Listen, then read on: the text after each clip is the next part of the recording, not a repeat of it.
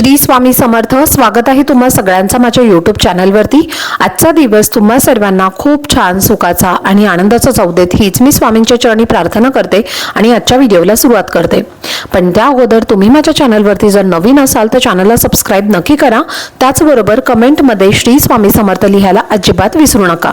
उद्या वार आहे मंगळवार आणि उद्या आहे कालभैरव जयंती। तर या महिन्याच्या कृष्ण पक्षातील अष्टमी तिथीला कालभैरव जयंती साजरी केली जाते।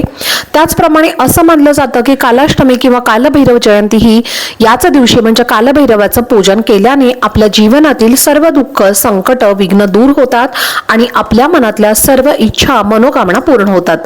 तसेच या दिवशी अनेक पुरुष व्रत देखील करतात, कारण या दिवशी व्रत जर केलं तर कालभैरवांची आणि भगवान शिवशंकरांची ही कृपा आपल्यावरती नेहमी राहते। आणि या दिवशी आपल्याला सकाळी उठून लवकर स्नान करायचं आहे, स्वच्छ कपडे आपल्याला परिधान करायचे आहेत। तुम्ही या दिवशी आवर्जून काळ्या रंगाचे कपडे सुद्धा परिधान करू शकतात। जर तुमच्या गावामध्ये कालभैरवाचं मंदिर असेल तर तिथे जाऊन तुम्हाला धूप दीप अगरबत्ती लावायचं आहे।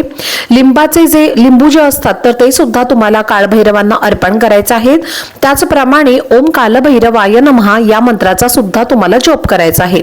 कालभैरव हे भगवान शिवांचे एक उग्र रूप मानले जातात आणि जो कोणी भक्त कालभैरव अष्टमीच्या दिवशी कालभैरवांची विधिवत पूजा करतो, व्रत करतो, त्याची सर्व पाप संकट वेदना या दूर होतात आणि त्यामुळे आपल्या कुंडलीतील जो राहू केतू यासारखे जर काही ग्रहदोष असतील तर ते सुद्धा यामुळे दूर होतात।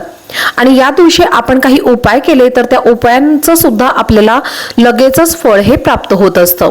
तर आजच्या व्हिडिओमध्ये तुम्हाला मी एक असाच अत्यंत प्रभावशाली उपाय सांगणार आहे। कुत्र्याला तुम्हाला अशी एक वस्तू खाऊ घालायची आहे, त्यामुळे तर हे जाणून घेण्यासाठी व्हिडिओ हा स्किप न करता शेवटपर्यंत नक्की पहा, जेणेकरून तुमच्यापर्यंत योग्य ती माहिती पोहोचेल। तर पहा, हा जो उपाय आहे तर तो तुम्ही सकाळी करायचा आहे किंवा संध्याकाळी करायचा आहे। कारण आपण जेव्हा स्वयंपाक करणार आहोत तर स्वयंपाक करताना आपण जेव्हा गव्हाचं कणिक मळणार आहोत किंवा ज्वारी बाजरीचं कणिक तुम्ही मळणार आहात तर ती जी पहिली भाकरी किंवा पहिली चपाती तुम्ही बनवणार आहात त्यावरती आपल्याला हा उपाय करायचा आहे। तर मग तुम्ही सकाळी करा किंवा संध्याकाळी केला तरीही चालेल।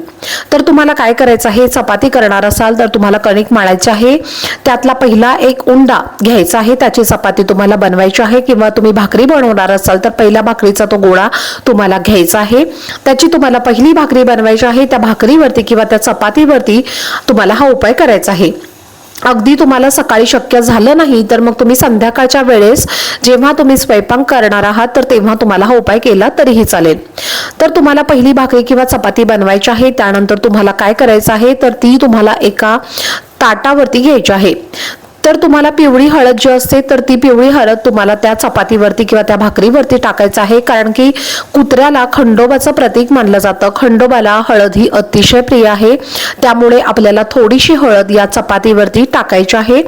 चिमूटभर तुम्ही टाकली तरीही चालेल। त्यानंतर तुम्हाला काय करायचं आहे तर तुम्हाला हातामध्ये घ्यायचं आहे। उजव्या हातामध्ये तुम्हाला जे पहिलं बोट असतं म्हणजे तुमच्या हातामधले जी 5 बोट आहेत तर 5 बोटानंतर साईडचं 2 सोडून तुम्हाला जे मधलं बोट असतं तर ते मधलं बोट तुम्हाला त्या तेलामध्ये तुम्हाला पहिल्यांदा हे बोट बुडवायचं आहे आणि त्या चपातीवरती किंवा त्या भाकरीवरती म्हणजे मधलं बोट जे आहे तुमच्या हाताचं तर ते तुम्हाला त्या भाकरीवरती तुम्हाला त्या तेलामध्ये बोट बुडवून एक लाईन तुम्हाला ओढायची आहे।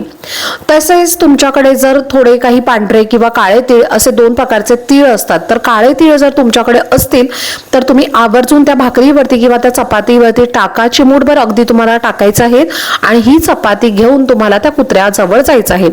कुत्र्याजवळ गेल्यानंतर ही चपाती तुम्हाला 2 कुत्र्यांना खाऊ घालायची आहे। वेगवेगळे 2 कुत्र्यांना तुम्हाला ही खाऊ घालायची आहे। 2 कलरचे असतील तर 2 कलरच्या वेगवेगळ्या कुत्र्यांना तुम्ही अर्धी चपाती खाऊ घालायची आहे। एका कलरचे जर 2 कुत्रे असतील तर तुम्ही त्या दोघांना सुद्धा खाऊ घातली तरीही चालेल। किंवा इतर कोणत्याही कलरचं जर तुमच्याकडे तुमच्या आजूबाजूला कुत्रं असेल तर तुम्ही अर्धी चपाती त्या कुत्र्याला आणि अर्धी चपाती इतर कुत्र्याला अशा प्रकारे तुम्हाला अर्धी चपाती किंवा भाकरी जी आहे तर ती तुम्हाला त्या कुत्र्याला खाऊ घालायची आहे। जर कुत्र्याने ही चपाती किंवा भाकरी जर लगेचच खाल्ली तर तुमच्यावरती कालभैरवांची जी कृपा दृष्टी आहे तर ती कायम राहील। पण कधी कधी काय होतं, आपण चपाती ठेवतो किंवा भाकरी ठेवतो तर ते जे कुत्रे असतात तर ते त्या चपातीचा किंवा भाकरीचा वास घेतात आणि ते न खाताच तिथून निघून जातात.